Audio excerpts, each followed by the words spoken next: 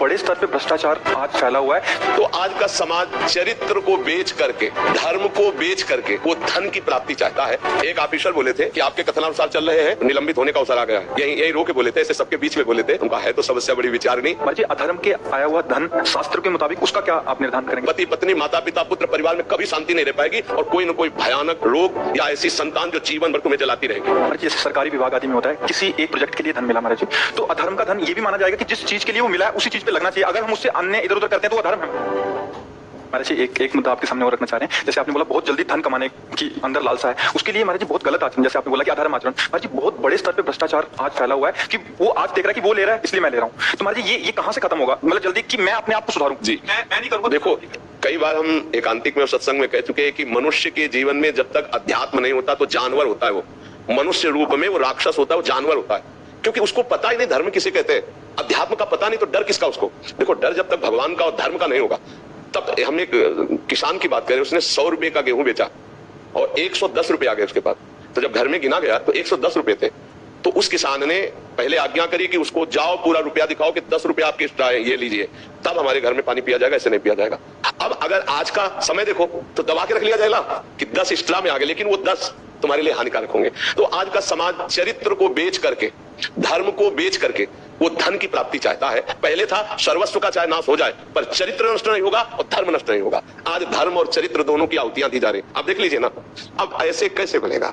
अब बुद्धि बिना अध्यात्म के कैसे संभलेगी? अब और समस्या ये है कि अध्यात्म का सही अर्थ तभी आपको समझ में आएगा जब हम अध्यात्म में स्थित हो, हमारे अंदर अर्थ लोलुपता ना हो, हमारे अंदर भोग लोलुपता ना हो, तो हम समाज को अध्यात्म का दर्पण दिखा सकते हैं। लेकिन यदि अध्यात्म को हम बेचते हैं तो अध्यात्म का रंग नहीं चढ़ेगा। तो ऐसे अध्यात्म को भी पाखंड में बदला जा रहा है। अब उसका सुधार नहीं हो सकता। सुधार सत्य मार्ग में चलने से ही होगा, और सत्य मार्ग में चलना तभी आएगा जो सत्य मार्ग में चल रहे हैं उनका अनुसरण किया जाए। अब बड़ा कठिन है सत्य मार्ग में चलने वाला मिलना। भगवान के हेतु की कृपा कहो कि अभी कुछ संत हैं जिनके वचनों के द्वारा हम जान पाते हैं कि धर्म किसे कहते हैं और अधर्म किसे कहते हैं।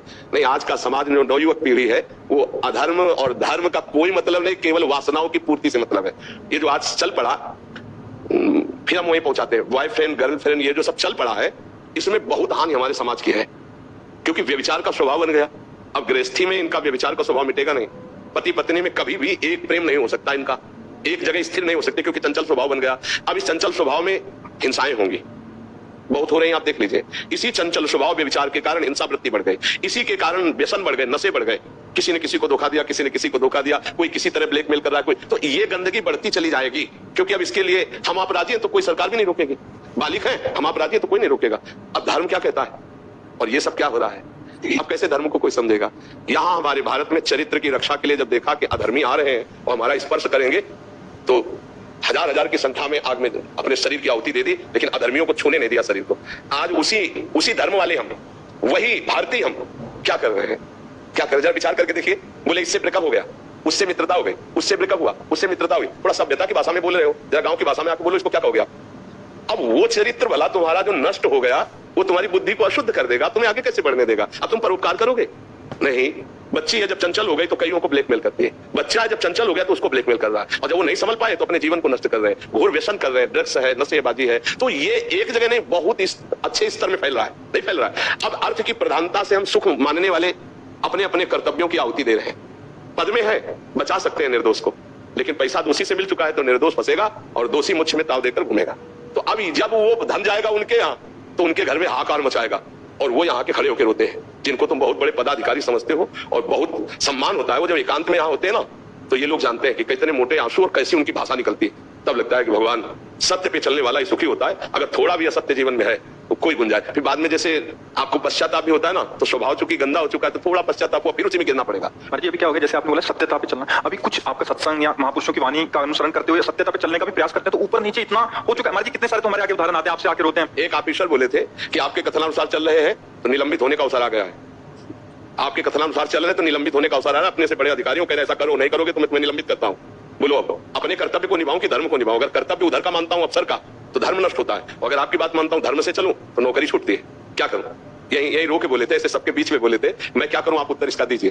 तुमका है तो समस्या बड़ी विचारणी, पर धर्म पर स्थित हो जाओगे तो विजय आपकी हो जाएगी।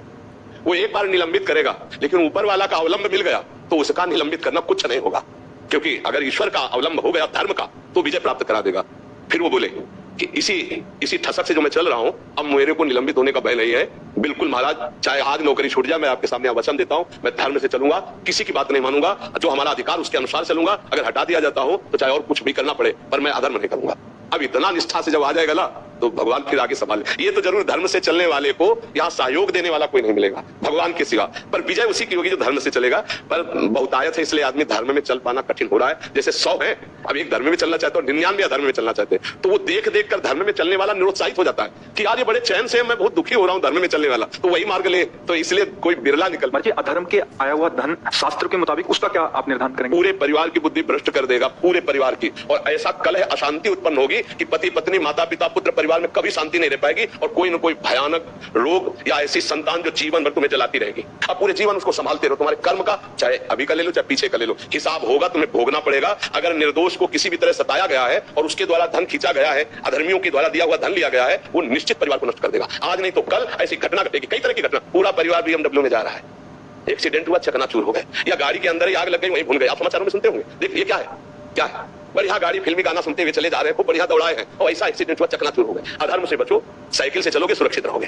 धर्म से चलोगे ना, हम माना कि साइकिल से स्कूटी भी नहीं है, लेकिन सुरक्षित जीवन आपका रहेगा। अधर्म से चलोगे, माना मर्सिडीज BMW में चलोगे, लेकिन चलने लायक नहीं रहोगे, क्योंकि समय और कर्म ये दोनों आपको सुधार देंगे। मतलब आया हुआ धन बच्चों की बुद्धि को नष्ट करेगा, पत्नी में कलह पैदा कर देगा, पति पत्नी में असंतोष पैदा कर देगा। वैसे आचरण वाला होगा कि पूरा जिनके लिए तुमने कमाया है उन्हीं के लिए तुम्हें पूरे जीवन चलना पड़ेगा, और तुम्हारा शरीर भी बड़े से बड़े घटना का शिकार बन जाएगा। क्योंकि आह किसी की, अधर्म का धन ये कभी चैन से नहीं रहने देता। पक्की बात, एक समय था दुर्योधन आदि को फूले घूम रहे थे और पांडव वनवास भोग रहे थे, धर्म से चल रहे थे, और समय क्या आया, सांप काट के फेंक दिए गए और सिंहासन पर युधिष्ठिर जी बैठे। थोड़ा धर्म वाले को भटकना पड़ता है, कष्ट सहना पड़ता है, और अधर्मी फूलता रहता है, लेकिन उसकी फूलन एक दिन नष्ट हो जाएगी और वो उच्च कोटि की अवस्था को प्राप्त होगा। एक और जैसे सरकारी विभाग आदि में होता है, किसी एक प्रोजेक्ट के लिए धन मिला महाराज जी, तो अधर्म का धन ये भी माना जाएगा कि जिस चीज के लिए वो मिला है उसी चीज पे लगना चाहिए। अगर हम उससे अन्य इधर उधर करते हैं तो अधर्म। हाँ, तो सरकार आपको पैसा देती है ना।